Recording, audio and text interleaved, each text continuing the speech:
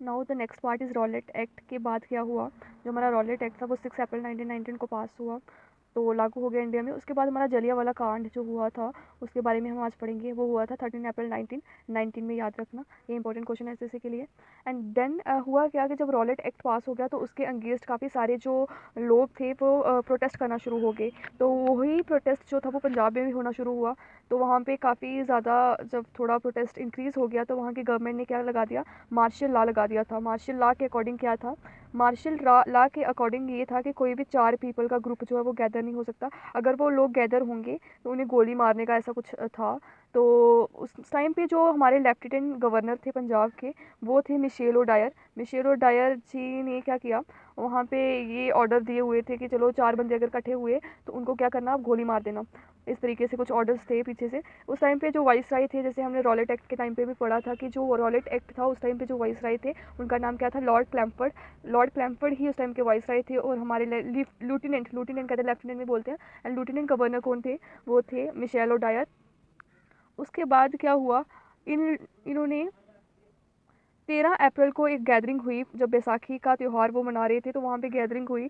तो वहाँ पे उन्होंने क्या किया, ये मिशेल ओडायर जी आए, उन्होंने एक जो नैरो ओपनिंग थी जहाँ से उस पार्क का बाहर जाने का रास्ता था उसे बंद कर दिया। और वहाँ पे 10 मिनट क्या की, फायरिंग की। और 1650 राउंड फायरिंग की वहाँ पे। कितनी, 1650 राउंड फायरिंग की, जिसमें 1000 पीपल जो थे वो मर गए एंड 1500 पीपल जो थे वो इंजर्ड हो गए। ठीक है, ये इंपॉर्टेंट पॉइंट है एक ये। और दूसरा कि 13 अप्रैल को ये इंसिडेंट हुआ, बैसाखी का दिन था उस दिन। उसके बाद इस चीज़ में इंपॉर्टेंट आता है कि उस चीज़ को ब्रिटेन में कितना क्रिटिसाइज़ किया गया। ब्रिटेन में पहले ही बात तो ये कि उन्हें क्रिटिसाइज़ नहीं किया गया, उन्हें काफ़ी अप्रिशिएट किया गया इस चीज़ के लिए कि आपने काफ़ी सही किया वहाँ की गवर्नमेंट ने। बट कुछ लोग थे जिन्होंने इसको स्टार्टिंग से ही क्रिटिसाइज़ किया।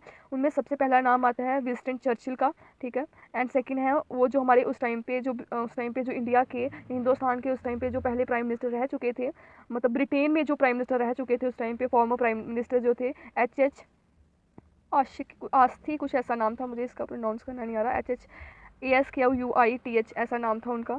तो ये इन लोगों ने इस चीज़ को क्रिटिसाइज़ किया। उसके बाद हुआ क्या, एक सेकेंड, इसके बाद कि रविंद्रनाथ टैगोर जी ने उस टाइम पे जब ये इंसिडेंट हुआ तो काफ़ी ज़्यादा माहौल ख़राब हो गया इंडिया का। जो इंडियन पीपल थे उनका ब्रिटिश की जो गवर्नमेंट थी उसमें अभी बिल्कुल भी भरोसा नहीं रहा था कि ये हमारे लिए कुछ सही करेंगे। सो रविंद्रनाथ टैगोर ने इसी के चलते हुए उन्हें एक नाइटहुड का एक अवार्ड दिया गया था, उन्होंने उसको वापस कर दिया। एंड गांधी जी को केसरी हिंद का अवार्ड मिला था जब वो साउथ अफ्रीका में क्या गए थे, साउथ अफ्रीका में जब उन्होंने वॉर बार इस नाम से बार लड़ी थी, जिसके अगेंस्ट उन्होंने नेटल आर्मी भी बनाई थी और नेटल की एक एम्बुलेंस भी शुरू की थी। तो इस जंग में उनको क्या मिला था, केसरी हिंद दिया था गवर्नमेंट, ब्रिटिश गवर्नमेंट ने। तो वो भी उन्होंने क्या कर दिया, वापस कर दिया। जो कौन से उस टाइम पे हमारे वॉइस राय थे जिन्होंने इनको ये दिया था, ब्रिटिश गवर्नमेंट ने जो केसरी हिंद दिया था, तो उनका नाम था हैंडिंग ऑफ प्रिसहर्ट। हैंडिंग ऑफ प्रिसहर्ट, रुको, ऐसे निंग, मैं ऊपर लिखती हूँ, उनका नाम था हार्डनिंग ऑफ प्रिसहर्ट, कुछ ऐसा नाम था, उन्होंने दिया था। बोर वॉर हुई थी जो साउथ अफ्रीका में, जो काले गोरे का वहाँ पे अंतर करते थे, तो उस टाइम पे इसकी जो रिवेंज था वो किसने लिया, इसका रिवेंज लिया उधम सिंह ने। उधम सिंह जो उस टाइम पे बच्चे थे जब ये इंसिडेंट हुआ, तो उन्होंने पूरा विटनेस किया हुआ था ये इंसिडेंट। तो उन्होंने लंदन में जाके जो मिशेल ओडायर, उनको गोली मार दी थी। ठीक है, इसको गोली मार दी थी 1940 में लंदन में जाकर। ठीक है, उन्होंने बचपन में ये सारा इंसिडेंट देखा हुआ था, तो बड़े होकर उन्होंने इस चीज़ का क्या लिया, रिवेंज लिया।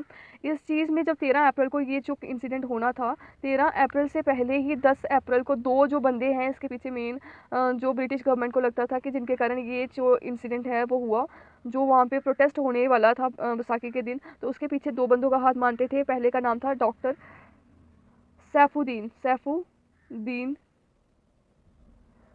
किचलप, किचलू, कुछ ऐसा नाम था। एंड सेकंड थे डॉक्टर